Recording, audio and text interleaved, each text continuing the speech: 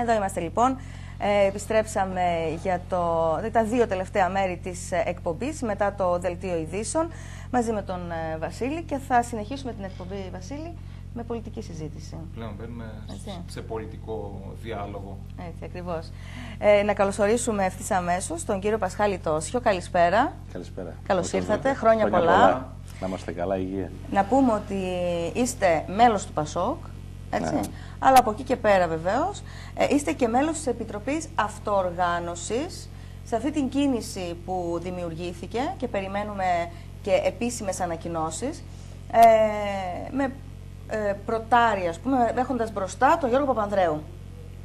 Λοιπόν, τώρα να ξεκινήσουμε ας ξεκινήσουμε λίγο από το πρόσφατο, δηλαδή πριν πάμε στα δικά σας τα καινούργια, να πάμε λίγο στην μη εκλογή του Πρόεδρου της Δημοκρατίας, το ότι πλέον και επίσημα μετά τη σημερινή επίσκεψη του κ. Σαμαρά στον Πρόεδρο της Δημοκρατίας, διαλύεται η Βουλή, πάμε για εκλογές 25 του Γενάρη. Αναμενόμενη όλη αυτή η κατάσταση?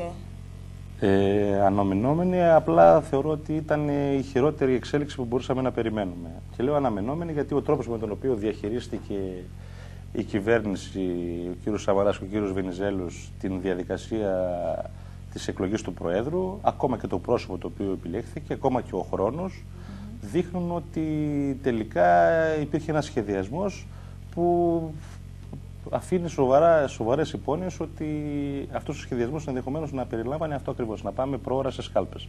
Πριν ολοκληρωθεί η διαδικασία της διαπραγμάτευσης με την Τρόικα, πράγμα το οποίο ήταν ευθύνη και υποχρέωση αυτής της κυβέρνησης, δεν είναι της επόμενης. Βλέπουμε ότι αποποιούνται τις ευθύνες. Μην ξεχνάτε ότι εδώ και ένα χρόνο και ο κύριος Σαμαράς και ο κύριος Βενιζέλος ζήσαμε το story της εξόδου από το μνημόνιο, ζήσαμε την ιστορία των πλεονεσμάτων του προπολογισμού, ζήσαμε ότι θα τα σκίσει το μνημόνιο ο κ. Σαμαράς και τελικά φτάσαμε σε μια κυβέρνηση η οποία να υποχωρεί άτακτα, να μην ολοκληρώνει τη διαπραγμάτευση ως όφιλε και να οδηγεί τη χώρα προώρα πριν φτάσει, όπως υπήρχε ο χρόνος από το Σύνταγμα για να προκυρηθεί η διαδικασία εκλογής του Προέδρου, να το κάνουν πολύ νωρίτερα. Όλα αυτά τα στοιχεία θεωρώ ότι είναι ένας σχεδιασμός και μια συμφωνία που έχει υπάρξει μεταξύ Σαμαρά και Βενιζέλου. Θεωρώ ότι μπορεί να έχουν ένα σενάριο της αριστερής παρένθεσης, δηλαδή να έρθει ο ΣΥΡΙΖΑ να αντιμετωπίσει αυτός τα πολύ δύσκολα δεδομένα που υπάρχουν αυτή τη στιγμή για την ελληνική οικονομία. Αλλά μην ξεχνάτε ότι όλο αυτό θα το πληρώσει ο ελληνικός λαός, ο οποίος ελληνικός λαός, ελληνική οικονομία, ελληνική κοινωνία. Και μην ξεχνάτε ότι όλο αυτό το σενάριο στήθηκε εν μέσω εορτών. Μιας περίοδου που ο εμπορικός κόσμος, η αγορά, η οικονομία γενικότερα περίμενε να αναθερμαθεί και δυστυχώς βλέπουμε όλες αυτές τις μέρες γινόμαστε μάρτυρες και δέκτες μιας παγωμένης αγοράς, μιας παγωμένης κοινωνίας, η οποία βουβά παρακολουθεί αυτές τις εξελίξεις. Δηλαδή, πιστεύετε ότι ο λόγος για τον οποίο οδηγούμαστε σε πρόορες εκλογές είναι για να δώσουν στο ΣΥΡΙΖΑ το μπαλάκι για να διαπραγματευτεί? Να πετάξουν την καυτή πατάτα, ναι, δηλαδή. Κοιτάξτε, θα σας πω, έχω την αίσθηση ότι είναι μια ομολογία αποτυχίας. Είναι μια ομολογία αποτυχίας ενός σεναρίου και μιας ιστορίας η οποία στήθηκε το τελευταίο χρονικό διάστημα με αφετηρία τις ευρωεκλογές και άλλαξε τότε την κυβέρνηση ο κύριος Σαμαράς. Είδαμε, σας είπα, όλο αυτό το χρονικό διάστημα μια χαλάρωση, μια συνέπεια και την ύπαρξη ενός σεναρίου ότι όλα τα πράγματα βαίνουν καλώς. Ότι αυτή η κυβέρνηση έχει πετύχει όλους τους στόχους της και σε οικονομικό επίπεδο και βαίνουμε προς την έξοδο του μνημονίου, προς την έξοδο από αυτή τη διαδικασία. Τα γεγονότα είναι αυτά που καταδεικνύουν ότι όλο αυτό τελικά ήταν μια αποτυχία παταγώδης της κυβέρνησης, την οποία φυσικά σε αυτή τη διαδικασία δεν ήταν μόνη της η κυβέρνηση, έχει το ΣΥΡΙΖΑ, ο οποίος με ένα φθηνό λαϊκισμό, τάζοντας τα πάντα στους πάντες και μην λέγοντας μέχρι σήμερα ή ακούμε διάφορα σενάρια ανάλογα ποιος τέλεχος τοποθετείται και ανάλογα από ποια πτέρυγα και ποια συνιστόσα του ΣΥΡΙΖΑ είναι, ποια οπτική πολιτική γωνία τοποθετείται μέσα στο ΣΥΡΙΖΑ, έχει και τη δική του εκδοχή στο πώς θα αντιμετωπίσουμε τη διαπραγμάτευση από εδώ και πέρα και τις σχέσεις μας με τους εταίρους. Δηλαδή σε ένα θολό τοπίο και σε μια θολή πρόταση, η οποία δεν περιέχει κινδύνους. Δεν είμαι της λογικής να κινδυνολογώ ή να λέω αυτό που κάνει σημαία ο Σαμαράς και ο κύριος Βενιζέλος, ότι ή θα ξανακυβερνήσουμε εμείς ή αν θα έρθει ο ΣΥΡΙΖΑ θα διαλυθούν τα πάντα. Απλά θεωρώ και υπάρχει μια μεγάλη αγωνία και αυτή η αγωνία εκφράζεται μέσα από αυτή την πολιτική διεργασία την οποία έχουμε ξεκινήσει, ότι δεν είναι μαύρο ή άσπρο, ότι πρέπει να υπάρξει μια ουσιαστική πολιτική ρεαλιστική πρόταση με προοδευτικό πρόσημο, η οποία θα διαφυλάξει τους αγώνες και το τι έχει πληρώσει ο ελληνικός λαός μέχρι σήμερα. Γιατί κινδυνεύουν να χαθούν θυσίες 4 ετών, πολύ σκληρές θυσίες που έχουν πληρώσει τα χαμηλά κοινωνικά στρώματα και βλέπετε ότι δεν ξεπερνιέται. Είδαμε ότι στην Ιρλανδία και στην Πορτογαλία, χώρες που μπήκαν στο μνημόνιο, έχουν βγει από το μνημόνιο. Και εμείς ακόμα συζητάμε και υπάρχει το σενάριο και το επαναφέρει το σενάριο και η κυβέρνηση μάλιστα, για να δείτε τώρα το πόσο κωμικοτραγικό είναι όλο αυτό. Από τη μια μεριά μας μιλούσαν ότι βγαίνουμε από το μνημόνιο και τώρα μας μιλάνε ότι υπάρχει κίνδυνος να βγούμε από την Ευρωζώνη. Τα ίδια πρόσωπα. Αντιλαμβάνεστε. Ναι, αλλά για άλλους λόγους. Ναι, εγώ τώρα θα σημείωσα εδώ. Από τη μια λοιπόν λέτε ότι η συγκυβέρνηση αυτή Βενιζέλου Σαμαρά έχει αποτύχει και ομολόγησαν την αποτυχία τους, όπως είπατε. Λοιπόν, από την άλλη μιλήσατε για ένα θολό τοπίο το οποίο μας περιγράφει ο ΣΥΡΙΖΑ, το οποίο εμπεριέχει κινδύνους. Άρα λοιπόν ποιος μπορεί να κυβερνήσει αυτή τη χώρα? Έτσι, αν δούμε ότι με βάση το δεδομένο ότι τα κόμματα τα οποία θα είναι πρώτα μετά τις εκλογές σε ψήφους θα είναι ή η Νέα Δημοκρατία ή ο ΣΥΡΙΖΑ. Σύμφωνα με τις δημοσκοπήσεις μέχρι σήμερα είναι ο ΣΥΡΙΖΑ με ένα προβάδισμα το 3% περίπου. Άρα λοιπόν ποιος μπορεί να κυβερνήσει αυτή τη χώρα σωστά, έτσι όπως πρέπει, χωρίς να κινδυνεύσει κανείς? Θα σας πω αμέσως. Καταρχάς δεν θέλω να μείνω στον τίτλο «Απέτυχε η κυβέρνηση». Θέλω να εξηγήσω τους λόγους γιατί θεωρώ αυτή τη συγκυβέρνηση αποτυχημένη. Θετικά σημεία δεν θεωρείτε ότι έχει? Κοιτάξτε, το μόνο θετικό στοιχείο που μπορούμε να προσδώσουμε ότι για ένα χρονικό διάστημα υπήρξε μια πολιτική ηρεμία.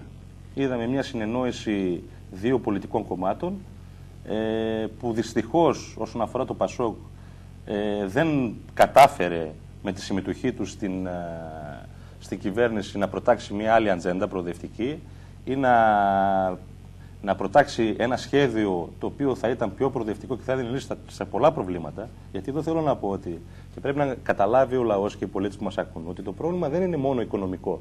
Μιλάμε για το μνημόνιο. Το μνημόνιο έχει πολλές παραμέτρους. Είναι το οικονομικό κομμάτι που αφορά τη χρηματοδότηση του χρέους μας, την εξυπηρέτησή του και την ρευστότητα την οποία πρέπει να έχουμε ως κράτος. Και από την άλλη μεριά όμως υπάρχει μια σειρά μεταρρυθμίσεων οι οποίες δεν γίνονται. Οι οποίες είναι αναγκαιότατες. Ήταν, αν θέλετε, ακόμα πιο αναγκαίες από το να λύσουμε το θέμα του χρέους στη χώρα μας, ώστε να έχουμε μια διοίκηση η οποία θα μπορεί να ανταποκριθεί και να μειώσει το κόστος που πληρώνει σήμερα ένας πολίτης από το μνημόνιο και από τη κρίση, την οικονομική. Πράγμα το οποίο βλέπουμε ότι δεν γίνεται. Όποιες μεταρρυθμίσεις γίνανε, ό,τι ξεκίνησε έμεινε στη μέση. Ακόμα και πράγματα που γίνανε, αυτοί οι δύο οι συγκυβερνούντες, και ο κύριος Σαμαράς και ο κύριος Βενιζέλος, πήγαν να τον γκρεμίσουν. Εδώ τόλμησαν να πάνε να αλλάξουν τον νόμο για τη διάβγεια. Το οποίο είναι τομή στη διοίκηση και στη διαφάνεια του κράτους. Τόλμησαν θέλοντας να αλλάξουν τον νόμο με την αξιοκρατία, με το νόμο Ραγκούση που μπαίνανε ο κόσμος δηλαδή πράγματα που γιατί πρέπει να καταλάβει ο ελληνικός λαός ότι εμείς δεν φτάσαμε, το πρόβλημα δεν είναι μόνο οικονομικό. Είναι δομικό. Η οικονομία μας έχει πρόβλημα δομικό, μια αντιπαραγωγική οικονομία και σε όλο αυτό.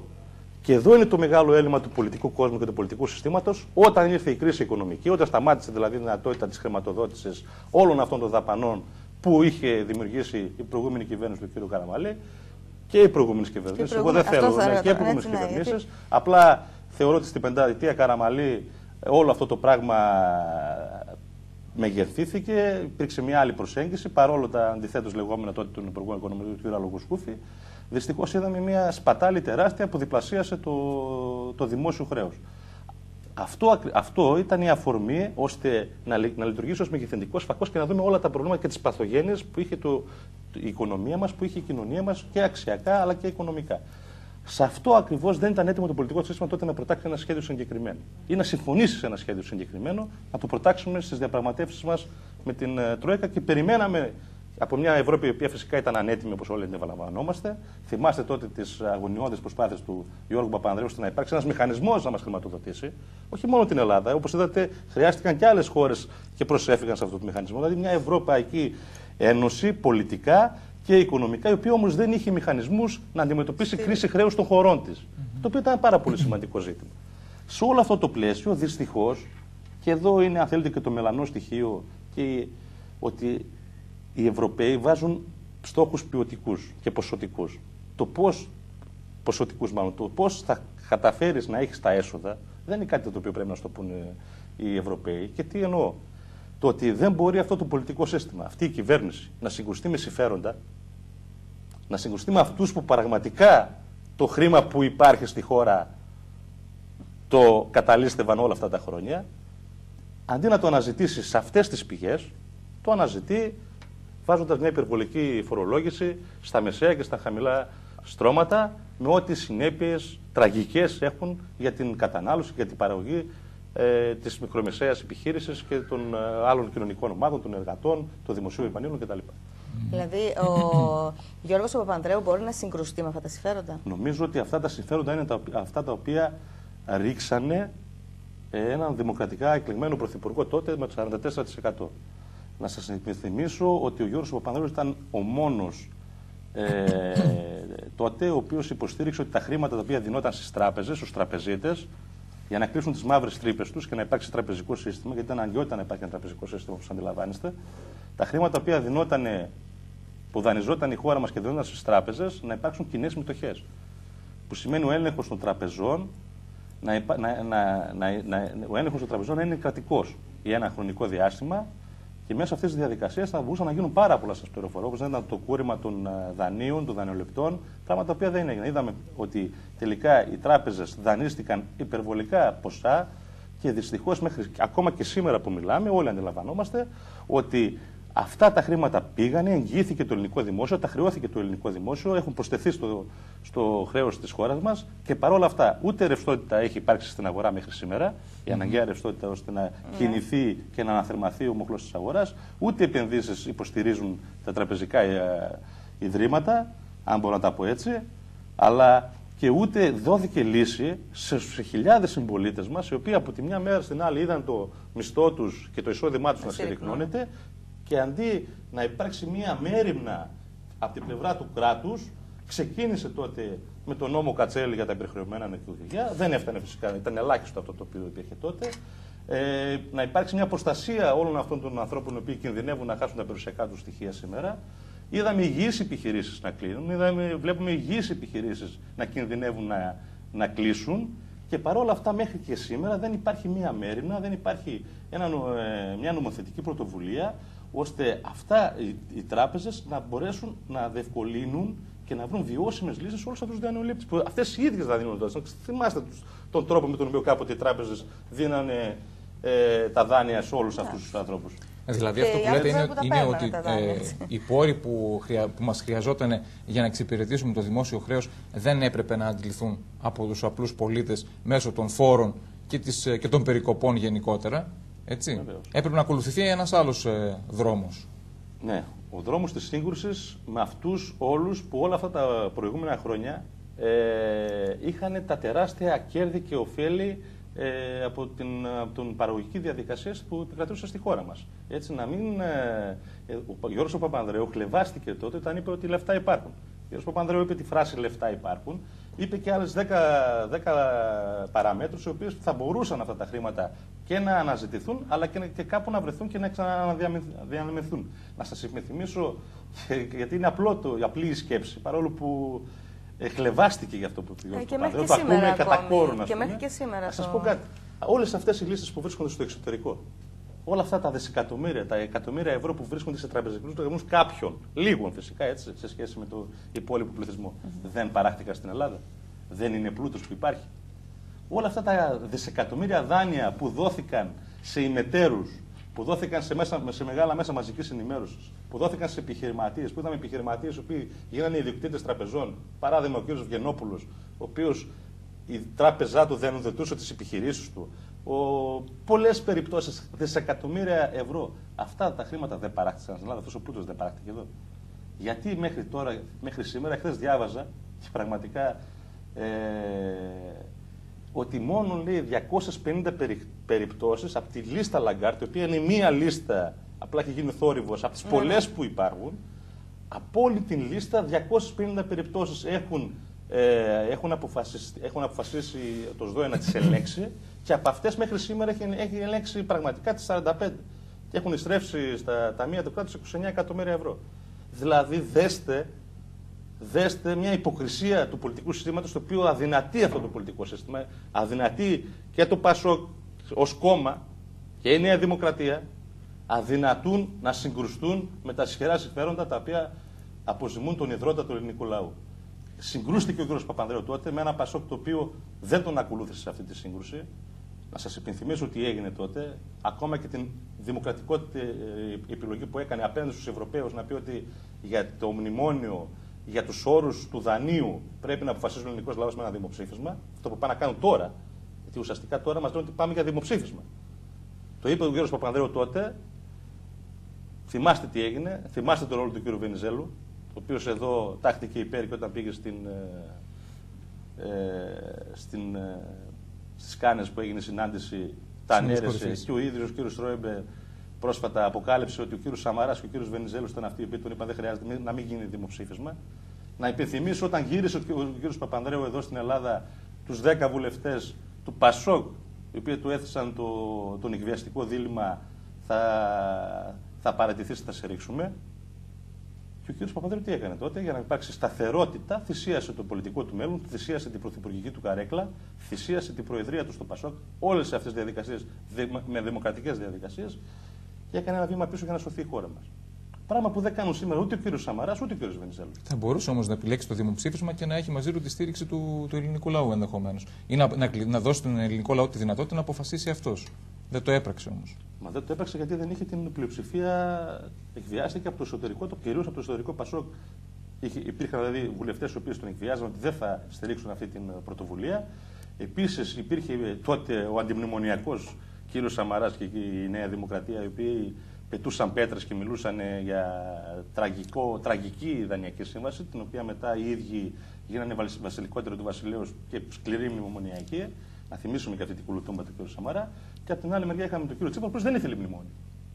Ο κ. Τσίπρας, αυτός ο οποίος είναι θειασότης, υποτίθεται εδώ και 2 χρόνια να πάμε στον λαό, να γίνουν εκλογές, με κάθε αφορμή εκλογές που ζητάει, τότε δεν ήθελε δημοψήφισμα.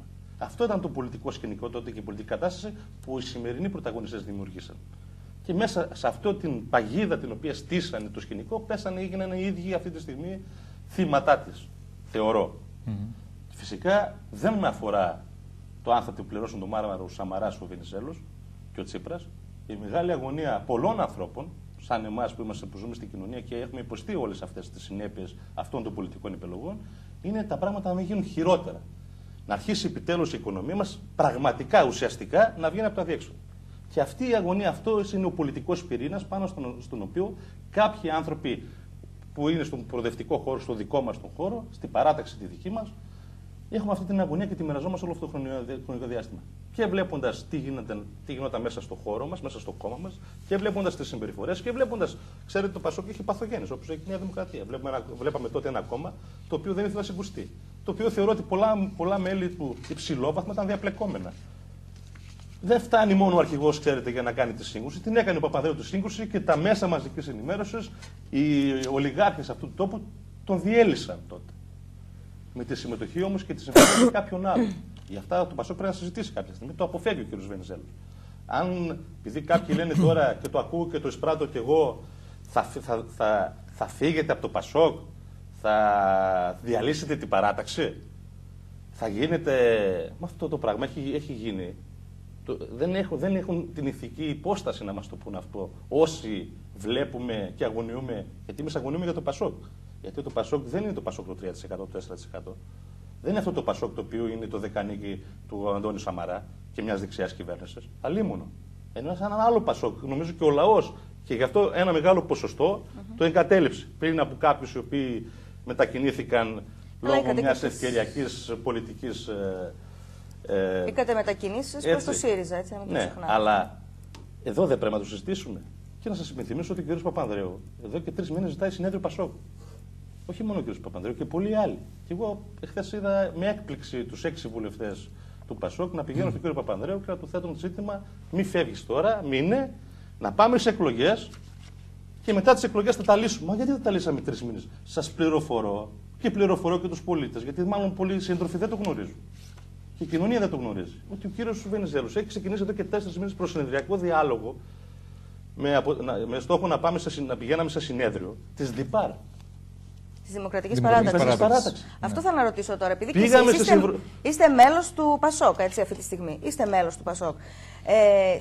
Θα γίνει τελικά αυτή η Δημοκρατική Παράταξη? Τι γίνεται? Κοιτάξτε, όπως αντιλαμβάνεστε, αυτές οι ευκαιριακές μεταλλάξεις και οι ευκαιριακές ονομασίες και συμπράξεις και...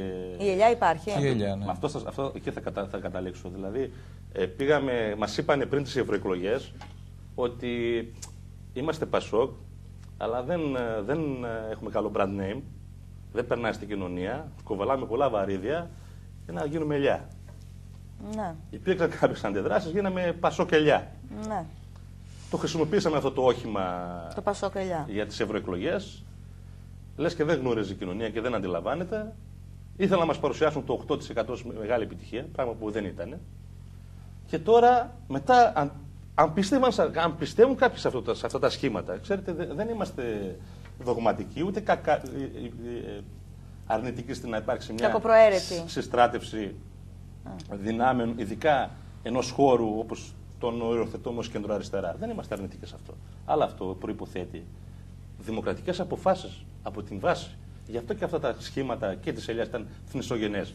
Είδατε, χρησιμοποιήθηκε, πέθανε. Γιατί δεν συνεχίστηκε αφού ήταν τόσο επιτυχημένο? Αφού πέτυχε η ελιά και πήρε 8% και θεωρούσε η ηγετική ομάδα του Πασόκ ότι το 8% ήταν μια επιτυχία της παράταξης αυτής, της ομάδας αυτής, της ελιάς, γιατί δεν συνέχισε ως ελιά και να προσθέσει νέες δυνάμεις σε όλο αυτό το χρονικό διάστημα και αφέθηκε αυτό το μοντέλο, αυτή η πλατφόρμα και πήγαμε στη ΔΙΠΑΡ. Δηλαδή αυτά τα πράγματα. Εγώ που είμαι μέλος του Πασόκ, φώναζα γιατί δεν κάνουμε ένα συνέδριο Πασόκ. Εμείς είμαστε Πασόκ. Ή εκτός αν κάποιοι πιστεύουν, αυτοί οι οποίοι σήμερα λένε θα φύγει ο Παπανδρέου από το Πασόκ, θα φύγει από το κόμμα που ίδρυσε ο. Μα εδώ το Πασόκ το έχουμε μεταλλάξει εμείς. Δεν το αναρωτήθηκαν πιο μπροστά ή δεν αναρωτήθηκαν ότι το Πασόκ. Γιατί αυτοί οι κύριοι μάλλον ντρεπότανε που υπήρχε το όνομα Πασόκ. Γιατί δεν κάναμε ένα συνέδριο Πασόκ να δούμε την πορεία μας, τα θετικά μας, τα αρνητικά μας, το πώς διαχειρίστηκε, πώς η παράταξη διαχειρίστηκε την ιστορία του μνημονίου, τι λάθη κάναμε, πού ξεφύγαμε από το ιδεολογικό και το αξιακό μας πλαίσιο, να κάνουμε την αυτοκριτική μας. Να βγούμε κάποια στιγμή, να τα πούμε στον ελληνικό λαό αυτά και μέσα σε μια δημοκρατική διαδικασία να αποφασίσουμε. Θέλουμε να λεγόμαστε Πασόκ, θεωρούμε ότι το Πασόκ είναι χρήσιμο στη χώρα. Γιατί αυτό είναι το ζήτημα. Αν ένας πολιτικός οργανισμός είναι χρήσιμο στη χώρα. Δεν είναι χρήσιμο σε κάποια στελέχη τα οποία ακόμα και σε αυτή την κατάσταση, με αυτά τα ποσοστά, με αυτή την αποδοχή από την κοινωνία, αυτοί εμένουν να είναι γαντζωμένοι σε υπουργικές καρέκλες και σε διοικητικές καρέκλες έμιστες στην κρατική μηχανή. Γιατί αυτοί μείναν στο Πασόκ. Αυτοί έχουν αγωνία, θα υπάρξει αυτό το Πασόκ, σας πληροφορώ. Η κοινωνία τις αγωνίες δεν έχει. Η κοινωνία έχει μια αγωνία να υπάρξει παράταξη. Να εκφραστεί το πολιτικό και ιδεολογικό στίγμα το οποίο σας είπα προηγουμένως. Το οποίο δεν θα αφήσει τη χώρα να μπει σε ένα διπολισμό, ο οποίος δεν την οδηγεί πουθενά. Πάντως, εφόσον όμως δηλώνετε ότι σας ενδιαφέρει το Πασόκ, θα περίμενε, γιατί αυτό δηλώσατε προηγουμένως, σας ενδιαφέρει το καλό του Πασόκ, έτσι. Θα περίμενε κανείς ότι θα πολεμούσατε και θα δίνατε τη μάχη μέσα στο Πασόκ. Αλλά δεν συντρέχουν, λέτε, δηλαδή, οι προϋποθέσεις για να συμβεί αυτό. Αυτό ακριβώς. Ότι εγώ και πρόσφατα που έγινε στις ΣΕΡΕΣ που ήρθε ο κ. Κωνσταντινόπουλος, ως μια διαδικασία προσυνεδριακή της ΔΙΠΑΡ, πριν ένα μήνα. Ναι. Πήγα. Παρόλο που δεν μας καλούσαν στις προσυνεδριακές, εμάς τα πρώην μέλη της Νομαρχιακής Πασόκ δεν μας θεωρούσαν και δεν μας καλούσαν. Δηλαδή το χάσμα υπήρχε δηλαδή. Κοιτάξτε, εγώ πιστεύω ότι ο κύριος Βενιζέλος και οι περί αυτού είχαν κάνει ένα σχεδιασμό χωρίς το κομμάτι το οποίο είχε αναφορά στο κοινωνικό και στο κοινωνικό Πασόκ. Θεωρούσαν ότι θα πάνε, ότι δεν υπάρχουν τα περιθώρια να δημιουργηθεί κάτι άλλο από τον χώρο του δικό μας και ότι θα μπορούσαν να κάνουν όλες αυτές τις αλλαγές τις οποίες αυτοί είχαν αποφασίσει, χωρίς προηγουμένως να υπάρξει συνέδριο, και να πηγαίναμε ως ΔΙΠΑΡ. Δυστυχώς αυτός ο σχεδιασμός δεν τους βγήκε.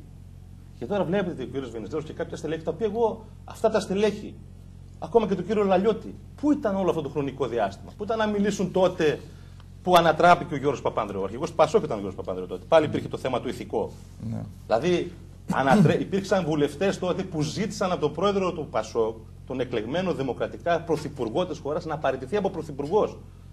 Και έφυγε και από πρόεδρος του Πασόκ. Και δεν άνοιξε μύτη. Και δεν είπε τίποτα ο Γιώργος Παπανδρέου. Θυσιάστηκε γιατί προτάσει τη σταθερότητα της χώρας. Και αυτό έδειξε όλη του η πορεία μέχρι σήμερα. Πάντως ο Γιώργος Παπανδρέου ήταν ο πρώτος που μας έβαλε στο μνημόνιο, έτσι, να μην το ξεχνάμε αυτό. Κοιτάξτε, θα σας πω κάτι. Θα σας πω κάτι γιατί και αυτό πραγματικά ναι, το ακούω. Γιατί και το λέγατε και πιο μπροστά δηλαδή, ναι. Ότι υποχρεώθηκαν οι πολίτες να πληρώσουν ένα πολύ μεγάλο βάρος όλης αυτής της ιστορίας. Ναι. Αλλά ουσιαστικά αυτό συνέβη από τη στιγμή που μπήκαμε στο μνημόνιο. Θα σας πω κάτι. Ο Γιώργος Παπανδρέου ανέλαβε μια κατάσταση η οποία εγώ θεωρώ ότι ως ένα βαθμό έχει ευθύνη όλο το πολιτικό σύστημα. Κατά πόσο ήταν έτοιμο να αντιμετωπίσει μια τέτοια κρίση. Ένα το κάτω. Δεύτερον, αυτό έχει ομολογηθεί από όλους. Υπήρχε μια κυβέρνηση Καραμαλή, η οποία απέκρυπτε τα πραγματικά στοιχεία όχι μόνο στο εσωτερικό της χώρας, δεν τα δίνανε. Δεν τα δίνανε ούτε στους Ευρωπαίους εταίρους μας. Η Eurostat, παράδειγμα, έδινε 5% το έλλειμμα. Και το έλλειμμα ήταν 16,5%. Εγώ δεν θα πω στη λογική, ήταν 16,5-17,5% που. Αφήστε το αυτό. Ήταν 16,5%. Μιλάμε για 36 δισεκατομμύρια ευρώ πρωτογενές έλλειμμα.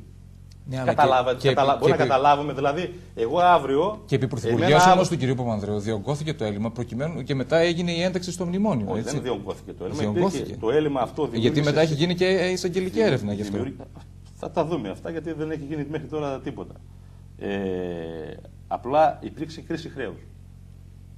Και σας είπα, μια Ευρώπη, αγορές οι οποίες σταμάτησαν να μας δανείζουν, και μια Ευρωπαϊκή Ένωση η οποία δεν έδειξε την απαραίτητη τότε συμπαράσταση, και αν θέλετε θα μπορούσε τότε όντως, αν ήταν έτοιμη και η Ευρωπαϊκή Ένωση να αντιμετωπίσει τις κρίσεις, να τη λύσει. Αλλά εγώ σας ρωτώ, για όλα τα κακό κείμενα, γιατί δεν είναι τίποτα τυχαίο, για όλα τα κακό κείμενα της ελληνικής οικονομίας, της ελληνικής διοίκησης, της παθογένειας που έχει το κράτος μας, τα συστήματά μας. Φταίει ο Γιώργος Παπανδρέου που έβαλε τη χώρα στο μνημόνιο? Όχι όλο αυτό το πλαίσιο το οποίο δημιουργήθηκε μέχρι τότε, και ήρθε ένας άνθρωπος ο οποίος να το διαχειριστεί. Και να σας πω και κάτι άλλο με απλά. Όχι, κάποιοι πάντως υποστηρίζουν ότι είχε και μια άλλη επιλογή, να πάει στις αγορές, να πάει να ζητήσει δανεικά από τις αγορές. Δεν δανείζανε οι αγορές, γι' αυτό τα σπρέντς τότε είχαν εκτεναχθεί. Αλλά εγώ θα σας πω κάτι άλλο. Αν αύριο εγώ κληρονομήσω μια επιχείρηση του πατέρα μου, η οποία είναι χρεοκοπημένη, και αναγκαστώ να επιλέξω πολιτικές οι οποίες να περιορίσουν τις δαπάνες της οικογένειάς μου, φταίω εγώ ή αυτό που παρέλαβα? Γιατί ο Γιώργος Παπανδρέου είχε την ευθύνη. Θα μου πείτε τότε, υπήρχαν ακούω φωνές που λένε να ξανά έκανε εκλογές. Να ξανακάναμε εκλογές και να έβγαινε να έλεγε, παιδιά, καμένη γη. Άλλα περίμενα ότι θα βρίσκαμε στα ταμεία, αλλιώς την περίμενα. Άσχημη κατάσταση, αλλά είναι πάρα πολύ άσχημη κατάσταση. Είναι δραματική κατάσταση. Το να δραματοποιήσεις τα πράγματα και να τα διαχειριστείς επικοινωνιακά για να διασωθείς πολιτικά ήταν πολύ εύκολο, ξέρετε. Υπήρχαν τέτοιες εισηγήσεις τότε στον Γιώργο Παπανδρέου, ξανακάνει εκλογές. Να βγει στον ελληνικό λαό που πτωχεύσαμε. Κάποιοι υποστηρίζουν όμως ότι είχε εικόνα της κατάστασης προεκλογικά. Προεκλογικά. Θεωρώ ότι είχε εικόνα της κατάστασης, όχι της πραγματικής κατάστασης. Και σας είπα, όταν δυστυχώς η κρίση χρέους, η οικονομική κρίση ήταν αυτή που μεγέθυνε και έδειξε όλες τις παθογένειες του συστήματος. Και αυτό το οποίο λέει ο ίδιος είναι ότι η κρίση, και αυτό το θεωρώ και εγώ ότι θα συμβεί, ότι η οικονομική κρίση παγκόσμια, γιατί αυτή τη στιγμή δεν είναι μόνο η κρίση στη χώρα μας, γενικά υπάρχει μια οικονομική κρίση, παγκόσμια είναι η κρίση. Κάποια στιγμή θα περάσει χρονικά. Το θέμα είναι εμείς αυτές τις παθογένειες που έχουμε ως κράτος, στο παραγωγικό μας μοντέλο, στη διοίκησή μας, στις μεταρρυθμίσεις που δεν έχουμε κάνει μέχρι σήμερα. Εμείς θα έχουμε κάνει όλα αυτά τα οποία χρειάζονται, ώστε και να μην ξαναπληρώσουμε στο μέλλον την κρίση με την ίδια ένταση που την πληρώνουμε τώρα, και να περάσει γρήγορα και να βγούμε γρήγορα αυτό το αδιέξοδο που είμαστε σήμερα. Αυτά είναι τα ζητήματα, αυτά πρέπει να είναι στο τραπέζι. Αυτά πρέπει να είναι στο τραπέζι. Και από εκεί πέρα σας είπα, είναι θέμα καθαρά πώς επιλέγει ένας πολιτικός ηγέτης, μια πολιτική ομάδα, ένας πολιτικός οργανισμός να συγκρουστεί με τα συμφέροντα. Θεωρώ ότι ούτε ο κ. Σαμαράς ούτε ο κ. Βενιζέλος, ξέρετε, έγκριτη δημοσιογράφοι είστε και οι δύο, δέστε ποια χρέη και ποια δάνεια έχουν κουρευτεί και έχουν ρυθμιστεί. Και ποιοι άλλοι μένουν ακόμα, αλλάζοντας και τον νόμο για τις κατασχέσεις, ποιοι είναι αυτοί οι οποίοι θα χάσουν και τα σπίτια τους, την πρώτη τους κατοικία. Και δεν μιλάω για αυτούς που έχουν λεφτά σε τράπεζα, αυτούς που έχουν λεφτά σε τράπεζα και δεν πληρώνουν, βρούνε. Μιλάω για όλο τον ελληνικό λαό. Όπως επίσης αυτό το οποίο ζει και βιώνει ο ελληνικός. Είναι τραγικά τα διέξοδα. Και παρόλα αυτά, ενώ αυτή είναι η κατάσταση, βλέπουμε ότι αυτοί οι πολιτικοί σχηματισμοί που υπάρχουν σήμερα δεν λένε την αλήθεια. Δεν έχουν αποφασίσει ειλικρινώς να πούν την αλήθεια και πάνω σε ένα πλαίσιο αλήθειας να κάθουν να συνοηθούν. Γιατί είπατε τι θα γίνει μετά τις εκλογές. Ναι, λοιπόν, μα πρέπει να υπάρξει μια συνεννόηση. Αλλήμον. Από τη μια μεριά έχουμε τον Δον Κιχώτη Αλέξη Τσίπρα, ο οποίος λέει θα πάω στους Ευρωπαίους και θα τους πω τελειώσαμε, δεν σας δίνω, και αν μας πει δεν σας δίνουμε κι εμείς, μπορεί αυτή τη στιγμή το ελληνικό κράτος να σταθεί μόνο στα πόδια. Είμαστε έτοιμοι οι Έλληνες ως κοινωνία